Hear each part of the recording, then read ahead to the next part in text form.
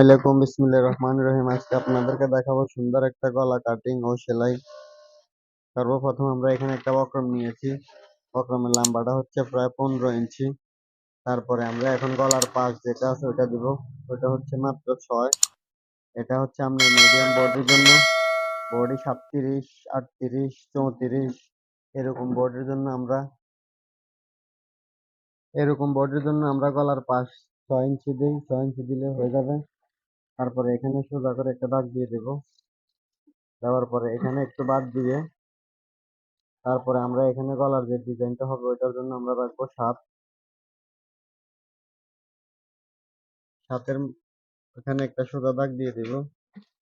তারপরে আমরা গলার যে ডিপটা আছে ওইটা দিব মাত্র 6। তার কারণ আমরা 6 ইঞ্চি দিয়ে পয়েন্ট নিয়ে নিচ্ছি। তারপরে এখানে হবে গোল গলা। এই যে সুন্দর করে একটা দাগ দিয়ে দেবেন, তাহলে গোল গলাটা সহজ হবে।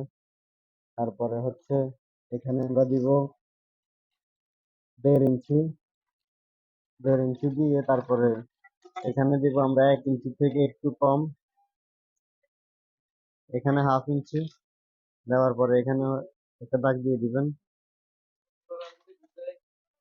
তারপরে চতুর্দিকে আমরা 1 ইঞ্চি করে একটা দাগ দিয়ে দিব।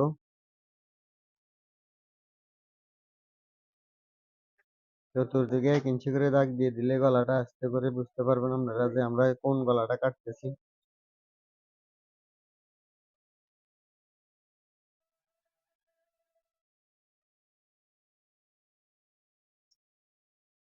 এটা গলাটা কাটিং করতেছি। এখন যখন আমরা গলাটা সেলাই করব তখন আপনারা গলাটা আরো সুন্দর হবে।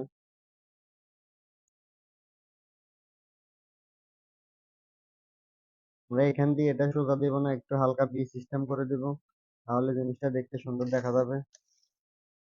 হয়ে গেছে আমাদের গলা মার্জিন। এখন আমরা কাটিং।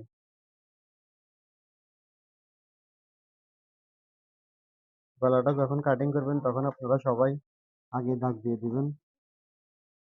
গলাটা একটু যখন রাউন্ডের কাছে আসবো তখন আমরা একটু ধীরে সুস্থে কাটবো, তাহলে কাটিংটা অনেক সুন্দর হবে। এখানে হালকা কেটে নিচ্ছি।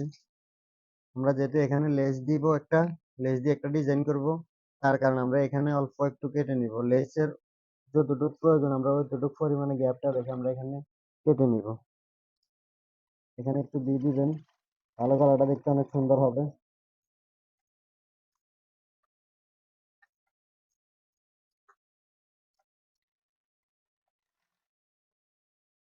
যারা কোনোদিন ডিজাইন করেন নাই তারাও যদি দেখেন একবার এই ভিডিওটা মনোযোগ দিয়ে পুরোপুরি ভিডিওটা যদি দেখেন তাহলে আপনারা ইনশাল্লাহ পারবেন।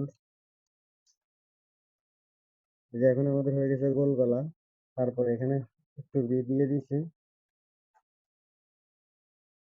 তারপর আমরা এখানে যেহেতু একটা লেস দিব, এই লেসের কারণে আমরা এখানে একটু গ্যাপ করে কেটে নিব। আর অবশ্যই আপনারা এই বক্রমটা একটু যেহেতু আয়রন দিয়ে বসানো যায়, ওরকম একটা হার্ড বক্রম দিবেন, তাহলে গলাটা উল্টা পাশ থেকে পাল্টা পাশে আসবে। গলাটা অনেক সুন্দর হবে। যদি আপনি পেপার দিয়ে করেন তাহলে জিনিসটা হয়তো সুন্দর নাও হতে পারে। এটাকে আমরা ভালোভাবে আয়রন দিয়ে বসিয়ে নিব। তারপরে এই রাউন্ডের এখানে যেখানে রাউন্ড আছে, রাউন্ডের এখানে হালকা হালকা কেটে দিব। কেটে দেওয়ার কারণে আমাদের রাউন্ডটা ভালোভাবে আয়রনে বসবে, সমস্যা হবে না, নাহলে টান টান খেয়ে থাকবে। তারপরে আমরা এখানে দিয়ে এভাবে বাঁশ দিয়ে নিব বাহির সাইডটা, শুধু শুধু বাহির সাইডটা, ভিতরের সাইডটা না।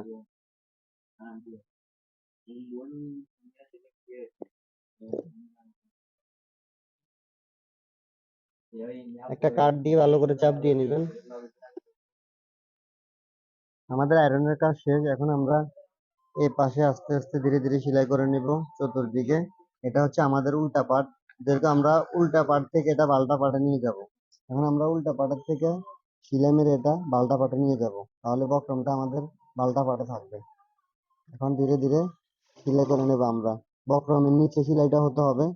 যদি বক্রমের উপরে সেলাইটা হয় তাহলে ইয়ে হবে না, উল্টিবে না। সেলাই মারার সময় অবশ্যই লক্ষ্য রাখতে হবে যে আমাদের মাছ সেন্টারটা কি ঠিক আছে কিনা। মাছ সেন্টার কোনো রকমের যেন বেশ কম না হয়, তাহলে গলাটা একদিকে চলে যাবে। এভাবে মাছ সেন্টার আছে, মাঝখানটা বরাবর ঠিক রাখতে হবে সবসময়। যে কোনো গলার প্রয়োজনে একটু ধীরে সেলাই করে সময় লাগিয়ে সেলাই করবেন, তারপরেও যেন মাঝখানটা বেশ কম না হয়। এভাবে ধরে ধরে মাঝখানটা ঠিক রাখবেন সব সময়।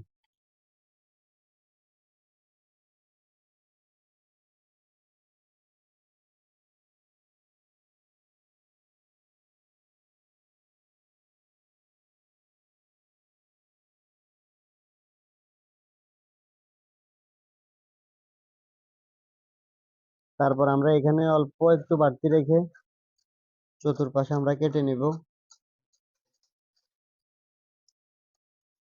বেশি না, এটা 200টার মতো বাড়তি রাখলে চলে, কারণ বেশি বাড়তি রাখলে রাউন্ডটা ঘুরবে না, এই কারণে।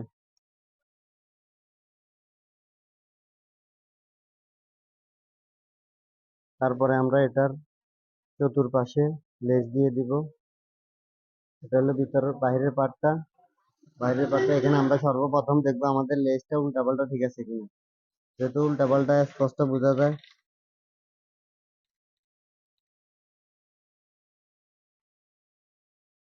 বাইরের সাইডে আমরা লেজ দিয়ে এটা সেলাই করে নিব ধীরে ধীরে।